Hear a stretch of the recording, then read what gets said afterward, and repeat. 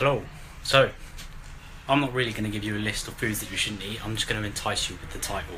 So, you should never ban foods from your diet, okay? This is where people go wrong. When you ban foods, you instantly start thinking about when you can have it again, and when you do eventually crack and have it, you're going to binge on it, and that's what leads to people failing and giving it a fuck it attitude.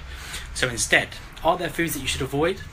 Not necessarily avoid, but there should be foods that you're aware of, okay? So these are your trigger foods, foods that you can't simply put down. You think you can, you have one, and you'll go back, have another, and end up finishing the whole pack, okay? Like ice cream, for example, for me, alright? Now, lately I've had a hankering for ice cream like every evening, alright?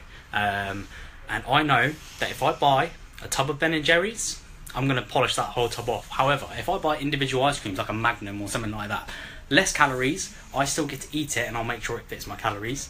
If not, I'll work a bit harder in the gym maybe if I do end up overeating. So what? It happens. But what you can do instead is rate your food out of 10. If it's a 10, simply can't put it down, okay? And obviously if it's a 1, you really going to eat it, are you? Anyway, so I'm going to do the ice cream. You've got a food rating scale, okay? So Ben & Jerry's, alright, that's going to be a 10 for me, which means I'm simply not going to put it, be able to put it down. So we're going to put B and J there, not BJ's, B and J, okay? So Ben & Jerry's, that's a 10 for me. So that's going to be simply something that I'm going to polish off and probably end up going over my calories and, yeah, overeating. Whereas a Magnum, probably around a 7 for me. Magnum.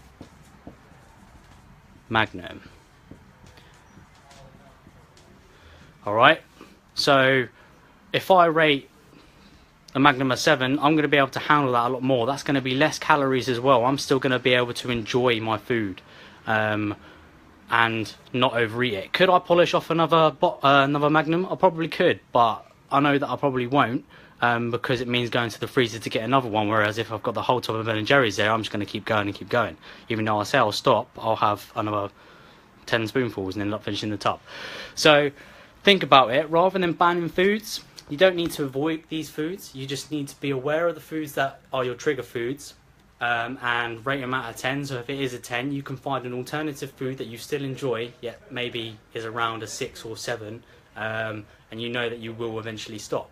Another good example is, for me, is bourbon biscuits. I absolutely love them, and again, I could probably polish off the whole pack.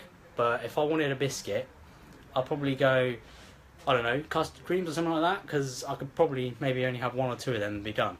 But yeah, things like that.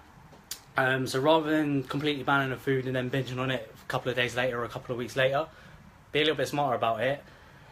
Know the trigger foods, and then find one that you still enjoy that maybe is not as high on the scale as that one. So like a Ben & Jerry's. Instead of Ben & Jerry's, I'm going to have a Magnum.